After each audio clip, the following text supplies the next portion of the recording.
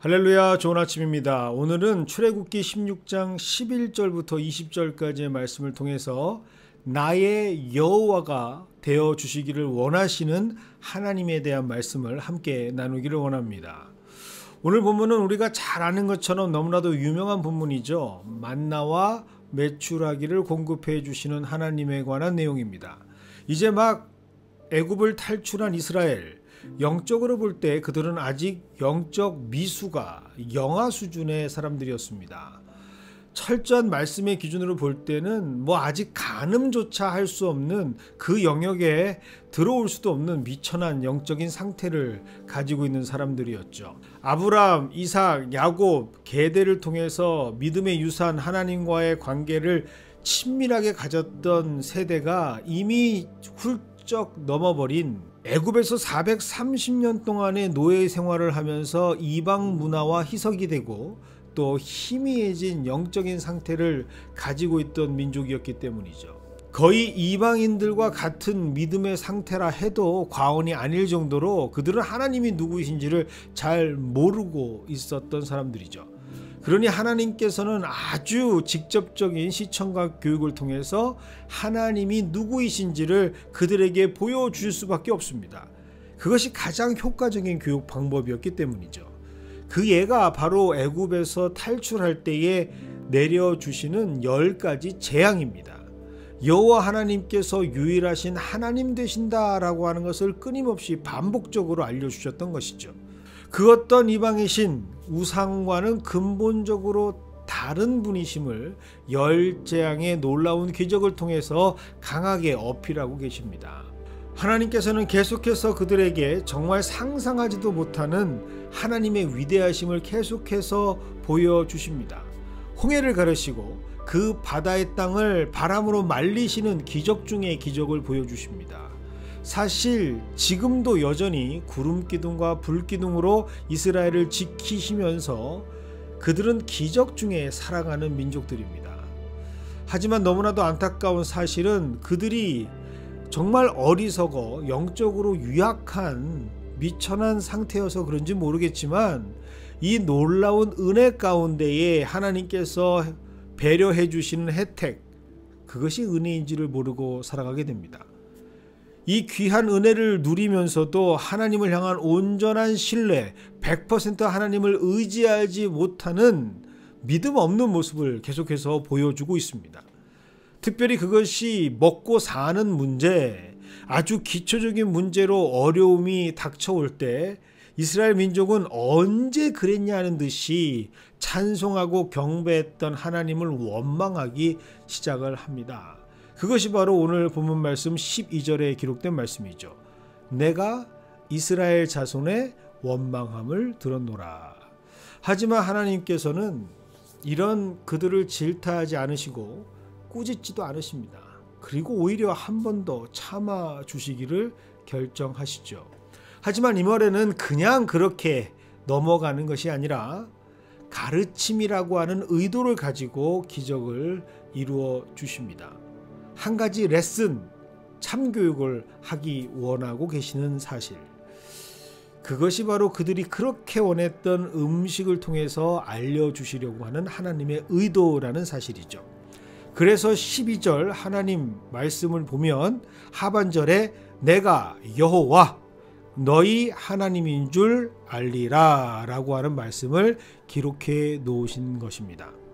이것이 바로 만나와 메추라기 사건을 단순한 하나님께서 행하신 사건이나 기적으로만 국한돼서 이해할 수 없는 이유죠. 하나님께서는 확실한 목적을 가지고 이 기적을 이스라엘 백성들에게 행하고 계십니다.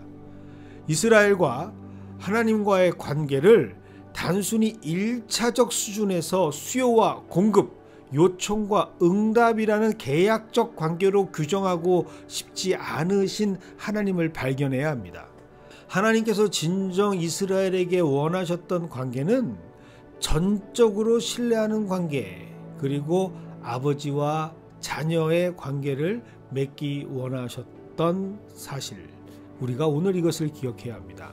만약 하나님께서 만나와 메추라기 사건을 통해서 능력의 하나님, 위대한 하나님만을 집중하셨다면, 그거를 강조하기 원하셨다면 뭔가 이미 출애굽에서 보여주셨던 열재앙보다는 더 위대하고 놀라운 사건, 홍해를 가르신 사건보다는 비교할 수 없을 정도로 가늠하지 못하는 충격 중에 충격적인 사건을 보여주셔야 마땅하겠죠.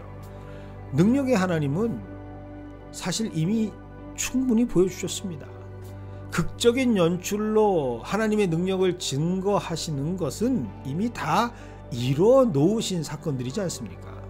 만나와 메추라기 사건 그 자체로만 봤을 때는 이전에 보여주셨던 압도적인 스케일을 뛰어넘을 수 있는 능력의 대서사시 정도의 임팩트가 강한 사건은 사실 아닙니다.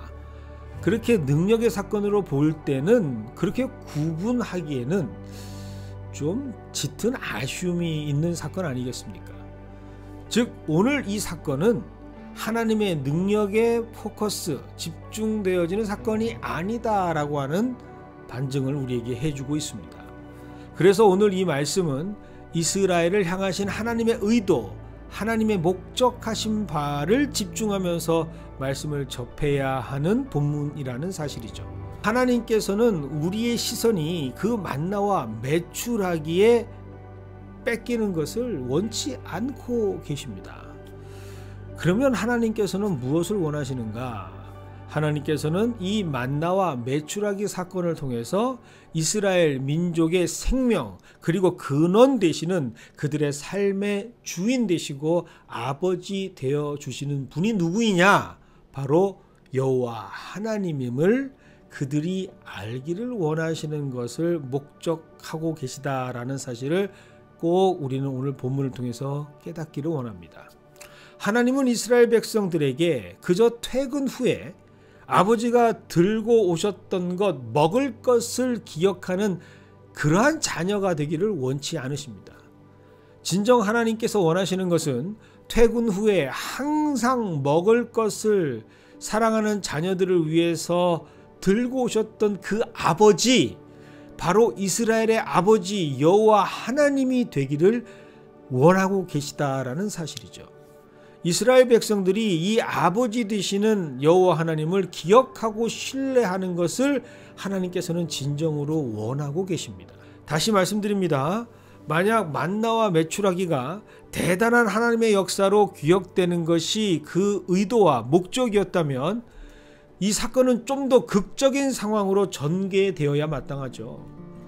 아니 이참에 이스라엘 백성이 약속의 땅으로 들어가는 그때까지 목마름과 배고픔이 전혀 없는 신비의 명약을 주시는 그런 기적이었다면 더 큰 기적으로 기록되어지지 않을까요? 그들의 의복과 신발이 헤어지지 않았다라는 말씀처럼 그들이 더 이상 목마르지 않았다, 그들이 더 이상 배고프지 않았다라고 했다면 정말 엄청난 사건으로 기억되지 않을까요? 그런데 만나와 메추라기 사건은 하나님의 기적의 사건이긴 하지만 그 사건 너머를 통해 하나님께서는 마음이 있으셨고 의도가 있으셨습니다. 그리고 그것을 우리가 바라보기를, 깨닫기를 하나님께서는 목적하고 계시다라는 사실이죠.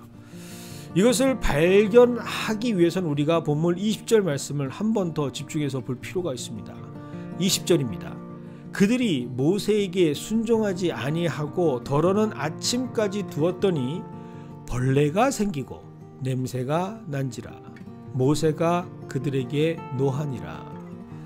하나님께서 공급하셨던 만나는 유통기한이 있습니다. 하루가 지나면 벌레가 생기고 악취가 납니다. 만나가 그날의 허기를 달래주고 생명을 이어나갈 수 있는 에너지가 될 수는 있었지만 본질적인 생명은 공급하지 못하는 에너지원은 될 수 없는, 하루만 지나면 더 이상 음식으로도 그 기능을 감당하지 못하는 아무 쓸모없는 버려지는 쓰레기가 되는 사실을 하나님께서는 강조하며 오늘 본문 말씀에 기록해 놓으십니다. 그러므로 오늘 이 말씀을 통해서 진정으로 우리를 향하고 원하고 계시는 하나님의 참 뜻은 우리의 시선이 만나와 메추라기에 뺏기는 것이 아니라 오직 생명의 주인 되시는 그분, 그 하나님을 바라보기를 원하고 계시다라고 하는 사실을 꼭 우리는 오늘 말씀을 통해서 발견해야 하는 것이죠. 그래서 오늘 본문 12절의 말씀이 우리에게는 더 자극적으로 다가와야 합니다. 내가 여호와 너희의 하나님인 줄 알리라. 그 목적을 성취하기 위해 그래서 내가 만나와 메추라기를 너희에게 보내주는 것이야. 오늘 이 말씀이 우리가 꼭 붙잡아야 하는 말씀입니다.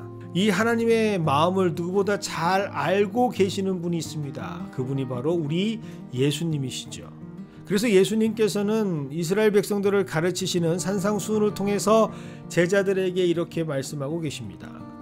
오늘 우리에게 일용할 양식을 주시는 그분, 우리의 생명의 주인 되시는 그분, 그 하나님을 바라보라.